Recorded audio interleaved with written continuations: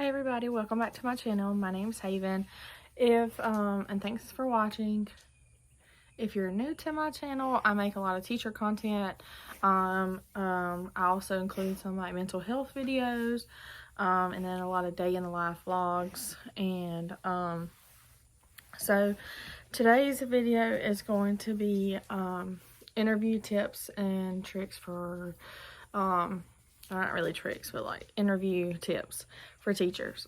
This is my first full year teaching, but I've actually had 5 interviews. This is my second job as a teacher. I worked as a 3rd grade reading teacher in my last semester of college during my student teaching. And so before that I had 2 interviews, and then I took that job, and then I had another interview and took this job. And I'm fixing my, getting comfortable. And recently I've had my second, or that would be my 4th interview. And every time I've interviewed, I have been offered a job.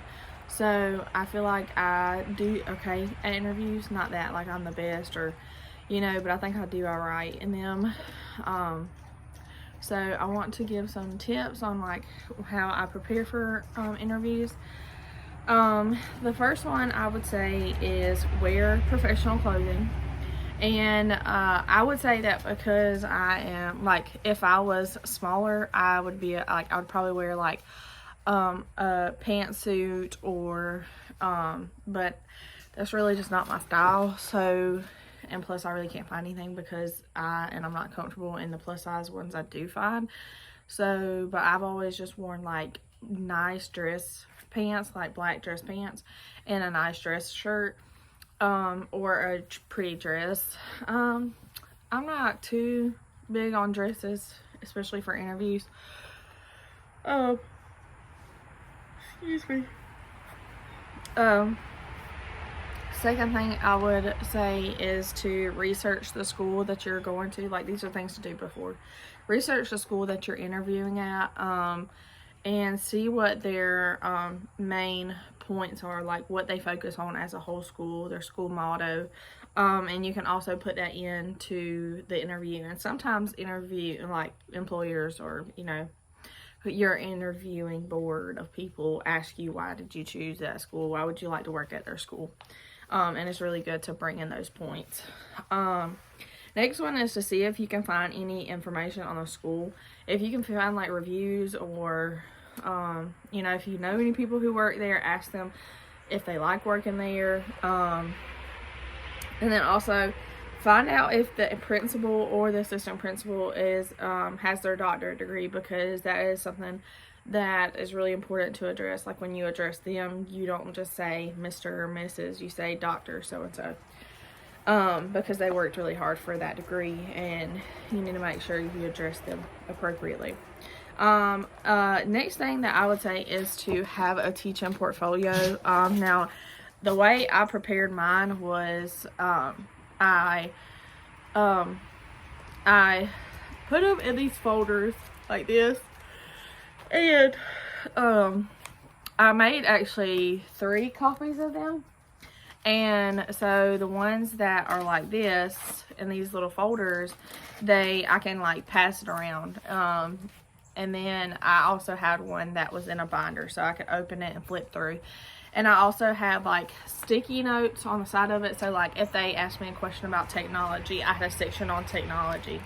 And this teaching portfolio, I bought it off of Teachers Pay Teachers. It was, I think it's a YouTuber. Let me find out real quick. Let me look her up. Okay. It's the Pocket Full of Primary. I bought it off of Teachers Pay Teachers. And it's editable. So you just go through and you put your old information. And now each place that you take this to, they will look at it differently. Like, some people don't care. I am trying to think. I don't think I've had an interview yet where they didn't care. I think I had one place that I interviewed that I didn't take this at all, just because it was kind of I just didn't have time to get to it because I was teaching. And I got offered the job then too, but I feel like this is really good because it gives you examples. Like, you put your cover letter in here, your recommendation letters, your awards and certificates. I tell you, she finds a ball every time. Give me the ball. No, not right now. Give it to me. Lesson plans. You can add pictures in there, data, things like that. Can you please give me that ball? Anyways, but have your teaching portfolio ready. And then I'm going to go over some examples of some questions that you might be asked. Now, a good thing that I did, I watched a lot of YouTube videos, especially for my first few interviews. And then I recently had her interview, and for that one, I didn't prepare as much. I mean, I got my teaching portfolio ready, but like, and I did watch a few videos like the day before, and then also like a few hours before, I looked up some more interview questions. Now that interview was like, it had questions that like I've never even been asked before. So I'm also going to include that. So, the first question is, why do you want to be a teacher? And that's something that you can really put, like in your own words, tell why you want to be a teacher. Something I really like to point out to people when I am interviewing and they ask me that, if I always like to tell a story about my kindergarten teacher who inspired me to be a teacher because I was a struggling reader. And she, I'm sure, was very frustrated with me at times, but she never gave up on me, and she never really showed me that she was frustrated, but I'm sure she was. And then also that I like to be there for seeing my kids when they finally grasp the concept. I love seeing them grow and show, like, being a part of their learning journey. Give me this damn ball. Being a part of their learning journey and loving to see, like, them grow as learners and helping them grow as just, you know, seeing them grow. See, like, hopefully, like, this is why you should practice beforehand. But something, and then make sure that your answers are, like, pretty straightforward, because something that I was told, like, in college we have practice interviews. I have a very bad habit of, like, going around the point and then like circling back to my thing. I go off on my question, so like that's something I still struggle with, obviously. God dang, these birds. Can you not? Y'all being very aggravating right now. Like, this is not good. What's your teaching style or philosophy? These freaking birds. Stop. This just ain't meant to be today. Stop. Sophie, I'm not playing with you. You're supposed to be taking it easy. Come here. Okay. We're just going to try to ignore the birds. So I have the teaching philosophy in my portfolio. Let me see if I can find it, and then I'll just read you what mine says. And you can also look up, and I really just looked up when I started my interviewing process. I looked up teaching philosophies and just seen which one I like the most. Stop. You're supposed to be resting. And obviously I'm covering my last name, but like long, okay. I'll just read you the first part of mine. I believe that relationships are the base of teaching. Forming good relationships with students should be the focus of teachers because it builds trust with students. If students feel like they can trust their teachers, they are more likely to learn. It provides students with a safe environment where learning can be the number one priority. Building relationships starts from day one. This could be with open house or first day of school, but welcoming students and their families to a happy and safe classroom is important. That was my first paragraph. And it's long, but you don't need to say that, the whole thing. They can read that if they want to. But you can just say that. So here's some examples. I always like to use the race method, restate your question. So if they said, what is your teaching philosophy? I would say, my teaching philosophy is making sure that students feel safe and welcome in their classroom and that they know that they're loved, because if you start forming relationships with students, then they're more likely to learn from you. And students do not learn from teachers that they don't like. And you can even quote, that's a quote from I think her name is like Rita something. I don't know, if you put that quote in, it'll come up. It's a video. So I love to bring that in, because that is very important to educate, to admin, that you're really focused on student relationships.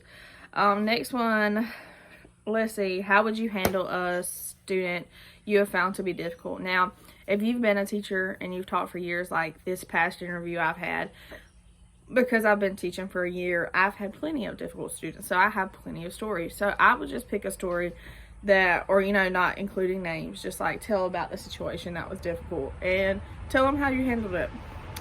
So here's an example.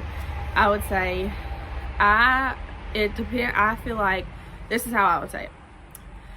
When I've had a difficult student in the past, I have tried to explore the options, talk to other teachers, get feedback from other educators, even talk to parents about how it is best to handle that child, because every child is different and every child has different needs and they have different reasons for why they act the way that they do. So even though it may seem like, you know, they're just upset about something, like there's a reasoning behind what they're doing. Are they avoiding the work?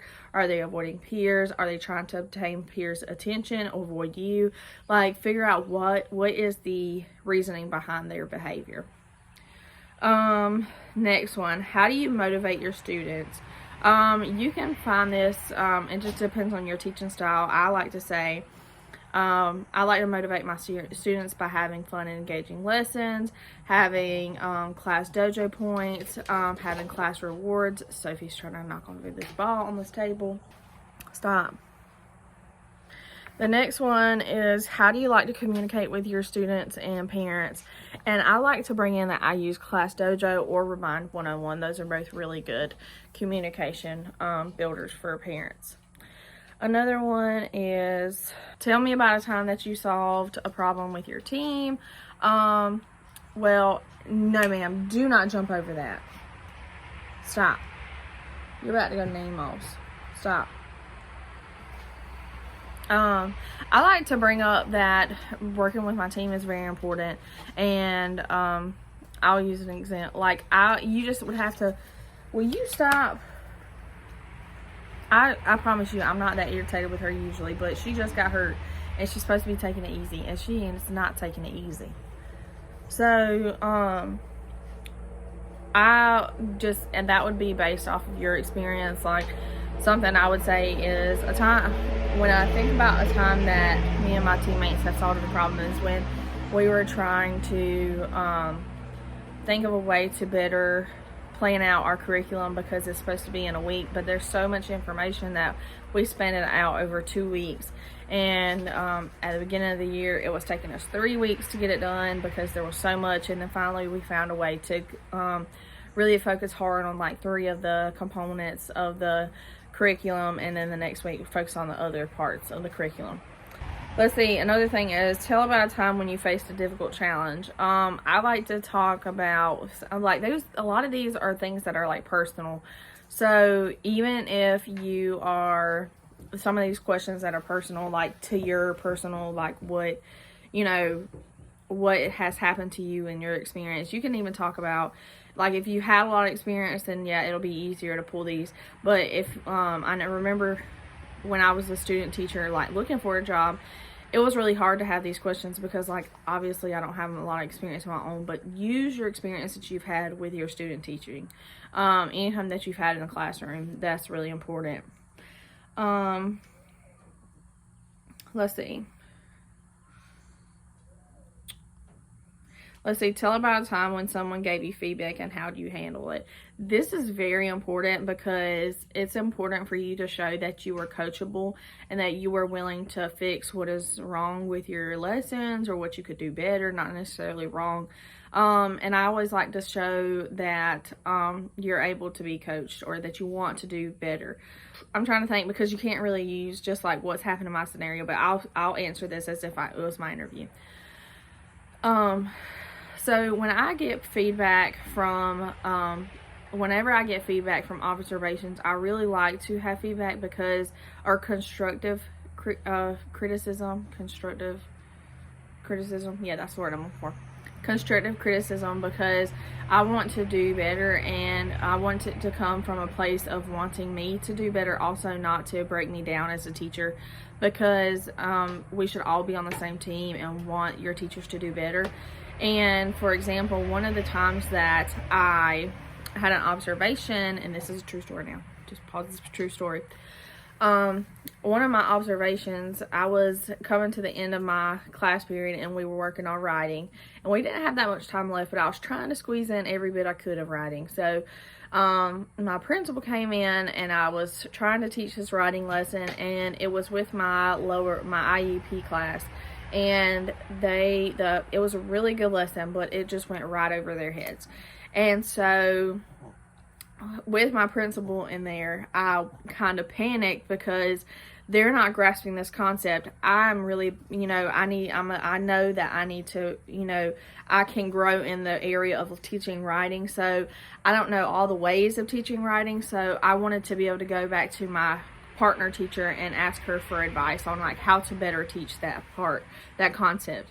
And so when I let them go on their own to start writing, it was just a disaster. Nobody knew what to do. They really needed my help. And since it was so time to go to specials, I was like, you know what? I just need to put them on something that they can do independently. And then, because we're about to leave anyways. So then my principal asked me to come see her, and I have a really great relationship with my principal, but because previously at another school I had a principal who was not very nice, and so it made me very scared to have, of my principals and of observations period, because I didn't have a great experience with him. And so when I went to go see her, she said that it was a great lesson. She said that but what she wanted me to do was, she saw me, the lesson going downhill, and she saw me panic, and she saw me putting them on something that they knew how to do, instead of pushing through, even if I did it wrong, and I could have fixed it later. But she said that she knew that I was scared of getting it wrong, but she told me that she'd rather me get it wrong in front of her and her be able to help me as a teacher and as an educator to grow, than to just not do it at all and not be able to fix it. So when I had that, it was really good to see that I did have a principal who was going to support me and wanted me to grow as an educator, and not just to tear me down like you did this wrong and this and wrong and this wrong. They were a very positive school, and that's really what I look for, is that I want a school that wants me to grow as an educator as well, and wants me to do good just as much as they want the kids to do good. So that's how I would answer that question. The next question is, a lot of principals always ask, like, what questions do you have for me? I know a question they ask is, how do you stay positive in stressful times? Now, that was a question that I had never had before, but at my last interview, Sophie quit. At my last interview, they asked me that, and I was very caught off guard. And I just said something along the lines of, I like to find support from other coworkers and positive environment. Trying to look at the positives. I also have my why binder, which has like pictures and notes from students, which reminds me of like on the tough days, like, why am I doing this? Stop. Also, like I was saying just a second ago, that they will also most likely ask you, do you have any questions for me? And this is really important. I feel like if you have questions for them, it would be really good to show them. And I always like to bring a notebook that has questions in there. And I did at my last one, but like I've done it before and it looked really good, because it looked like I was prepared and I was ready and I was excited. But my last interview, I forgot it, and I forgot the questions that I wanted to ask. But I know one question I always like to ask is, how large is your class size typically? It's really important to ask this because you want to know what you're heading to. Are you going into a school that's going to make you have like 30 kids, or like they prefer smaller class sizes? So another question I like to ask is, why do you like to work here? And most of the time, I think every interview I've had has had multiple people in there. Like, it'll have either the AP or the principal. It'll have maybe an instructional coach, maybe a few teachers. Now, this past interview that I did had about 7 or 8 people. The most before that, the most I've had was maybe 5 people. But going into that 7 or 8 people interview was quite scary. Let me think. I had 1, 2, 3, 4, 5, 6, 7. Yeah, I think it was 8 people. And I thought I bombed that interview. I thought it was bombed. I came out of there and I was like, I messed it up. I was awful, but I got offered the job, so I was good. So let's see. Oh, another one I remember is, when you come into my room, what would you like to see? And this is really important because it shows you what kind of school they're looking for. Like, are they a small group school? Do they like, are they okay with noises? Are they okay with the children being active and learning? Because all learning is not quiet.